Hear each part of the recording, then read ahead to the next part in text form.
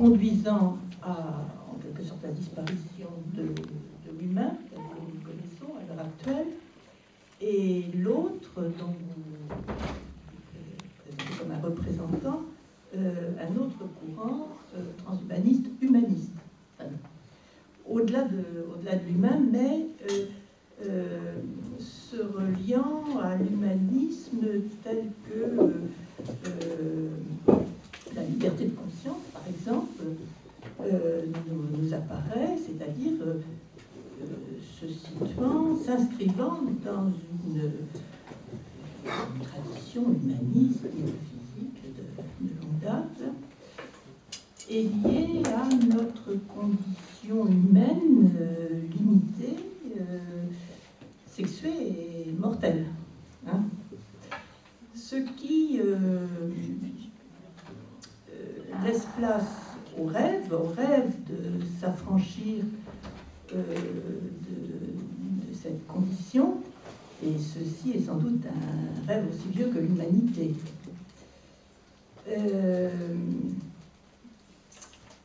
À certains moments, lorsque vous parliez, je me demandais si ce rêve ne pourrait pas virer au cauchemar.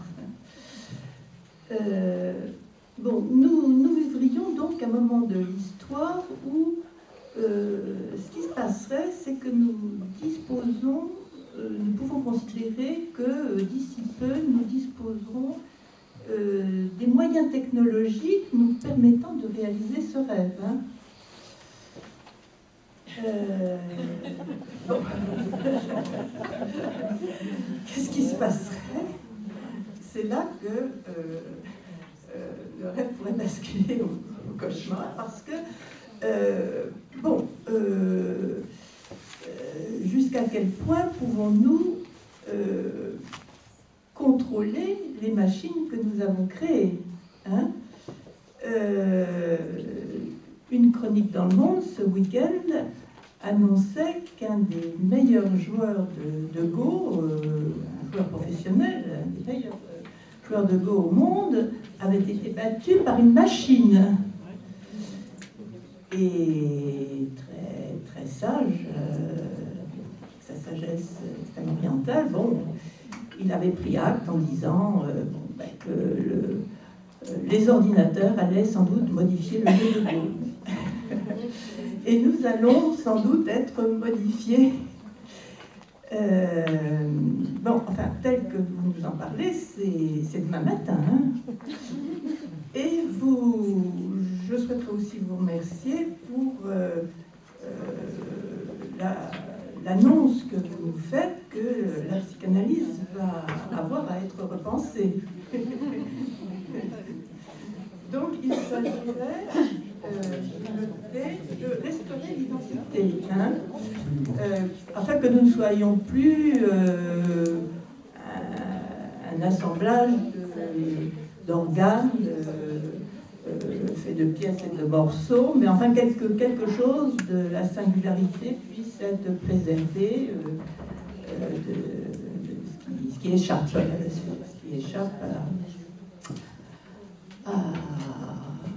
aux réalisations qui nous transformeraient en robots.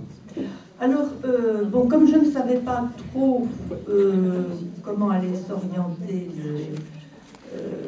votre exposé, j'avais préparé une sorte de petite reprise de ces deux notions, et de liberté et de conscience, dans une perspective transhumaniste, avec un horizon, en fonction d'un horizon qui a la tonalité transhumaniste, parce que vous m'avez vraiment donné une idée beaucoup plus précise que je n'avais du transhumanisme. Alors, je peux peut-être essayer de reprendre, je ne sais pas si j'ai le temps. Non. Bon.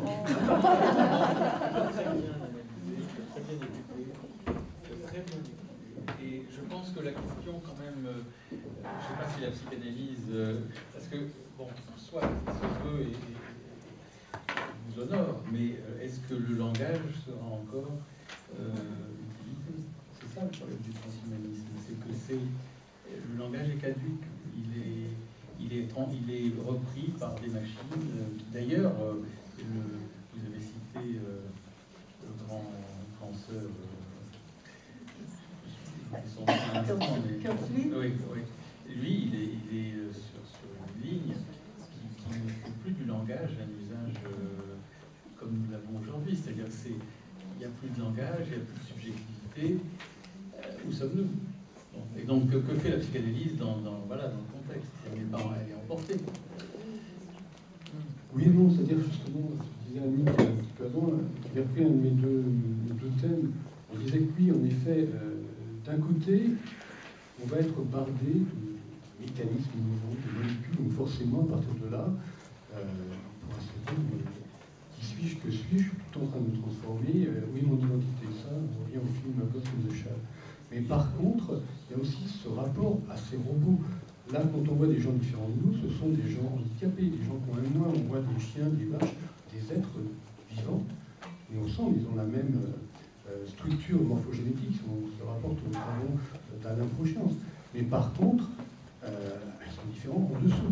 Et là, on se retrouve devant des êtres au-dessus de nous, plus intelligents, plus rapides, plus forts, plus. Là, nous, pour le coup, on est tout à fait inhabitués, inadaptés. Et c'est là que je reste absolument formel, oui. Une psychanalyse restauratrice d'identité deviendra absolument utile. Alors, est-ce qu'elle passera, qu'est-ce qu'on dit absolument, par le langage tel qu'on l'utilise nous maintenant? Peut-être pas, mais c'est peut-être aussi inventé. Peut-être que si Freud était là aujourd'hui, il se dirait, bon, pensons une autre forme de langage. Est-ce que, alors, quand on voit les séparations dans un langage informatique, est-ce qu'on ne se rend pas compte que nous-mêmes, par exemple là je parle, la façon que j'ai de parler, c'est un langage que je peux observer comme étant cet animal dans lequel je me réveille chaque matin. Mais si je me réveille dans le corps de l'un d'entre vous, j'entendrai que là ça pense différemment, c'est un langage différent. Mais cela dit, quel que soit l'habitacle dans lequel je peux me réveiller, l'important c'est la conscience que j'ai suis un être capable de se réveiller dans un habitacle. Donc là je deviens indépendant, libre de la machinerie dans laquelle je suis. Alors évidemment, si je mesure 1m85 ou si je mesure 1m55 ou 2m25, je n'aurai pas tout à fait la même notion à partir de mon regard. Mais par contre, je peux me mettre à genoux ou sauter pour avoir l'autre notion, la notion qui me manque. Par contre, et pour conclure là-dessus, la notion du langage donc, qui peut être revisitée, on parlait tout à l'heure de Ferdinand de Saussure et d'autres spécialistes, on peut se dire le langage signifiant, est-ce qu'il n'y a pas justement des entre-deux? Parce que, par exemple, je vais rentrer là dans un petit débat qui est énorme, mais j'ouvre juste, j'entrebâille la fenêtre. Quand on dit moi, qu'est-ce que c'est moi? Est-ce que moi, c'est ce que j'ai moi à l'intérieur de moi? Alors si c'est ce que j'ai moi à l'intérieur de moi, que je peux m'apercevoir que c'est en réalité ce qui vient du dehors, qui a été inculqué à mon cerveau par des processus de neurones miroirs depuis ma plus tendre enfance, depuis l'âge du baby, dont on a parlé aussi ce matin, eh bien, je peux me rendre compte à ce moment-là qu'il y a une grande problématique qui s'offre à nous, c'est qu'on va se dire ce moi que je crois être moi n'est pas moi, il est simplement une projection du dehors vers le dedans. Et à ce moment-là, je découvre qu'est-ce que c'est que le vrai moi qui pourrait être vraiment moi. C'est l'interface entre le dehors et le dedans. C'est l'instant présent, c'est très Nietzschéen, on a parlé de Nietzsche tout à l'heure, c'est l'instant présent. Quand je prends conscience de moi, travaux de Francisco Varela, en neurobiologie notamment, quand je prends conscience que moi, je suis là maintenant en train d'écouter l'orateur qui parle avec le micro, par exemple, eh bien, dans ce moment-là, dans cet instant-là, cette prise de conscience de moi, elle est vraiment à moi. Et là, ce moi qui apparaît à cet instant-là, c'est une connexion de neurones dans le travaux de Marcel Mésulade que j'avais développé à un moment donné en conférence, vous pouvez trouver ça sur Internet, intéressant parce que c'est la prise de conscience du fait que ces neurones préférentiels qui s'activent et qui disent moi je à ce moment-là, sont vraiment moi, ils sont que moi fabriqués par le conditionnement de mon passé, donc en fait une projection de l'extérieur vers l'intérieur, donc un intérieur illusoire. Ils sont un moi vraiment moi. Ça c'est peut-être un travail intéressant qui pourrait être un développement d'une autre forme de langage, d'une autre forme de perception de langage, et peut-être même d'un autre langage de la psychanalyse de demain. Simple hypothèse.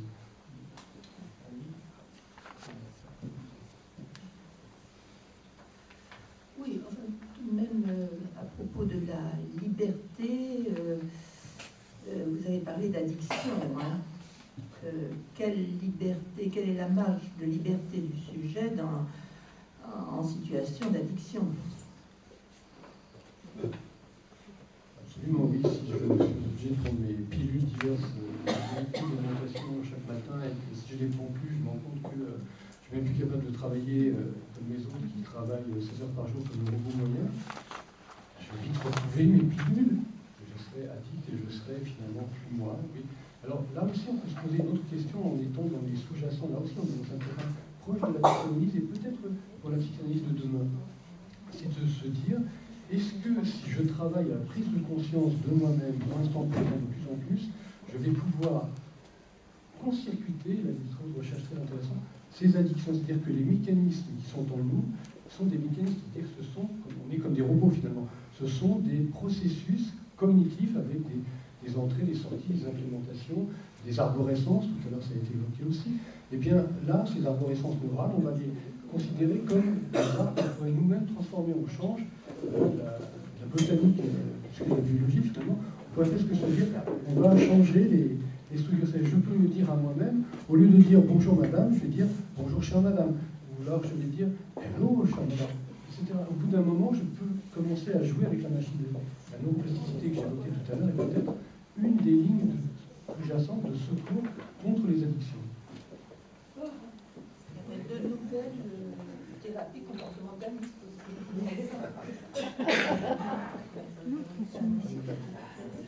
Oui, il y en a pas beaucoup.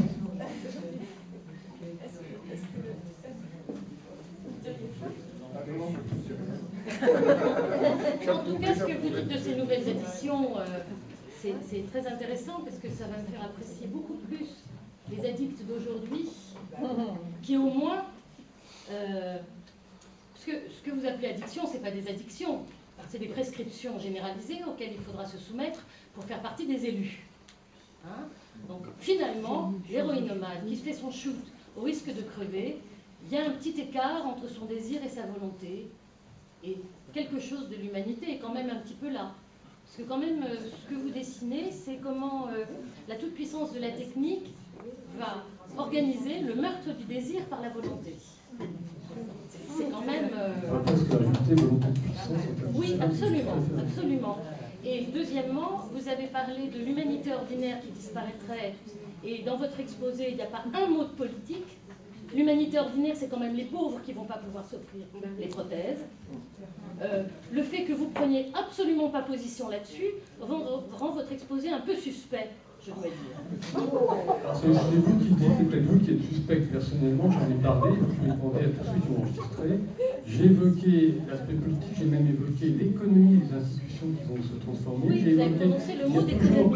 un passage des plus riches vers les plus pauvres, c'est historique, toujours comme ça. J'ai évoqué la dialectique historique qui se retrouve là. Donc ça, j'en ai parlé, mais en même temps, il faut avoir l'équité.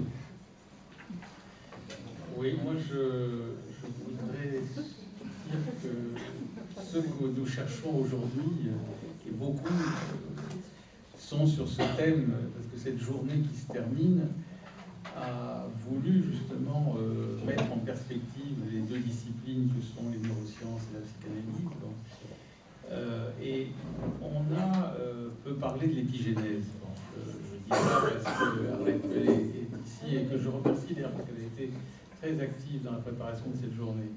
Et quand même, je pense que les facteurs environnementaux, c'est-à-dire le vice qu'a dit Pommier sur l'extérieur, là, il n'y a plus d'extérieur. Tout est intériorisé et tout est une machination qui nous gouverne. Et je répète, pour moi, le grand danger, c'est la paupérisation du langage et de tout ce que ça apporte comme élément poétique.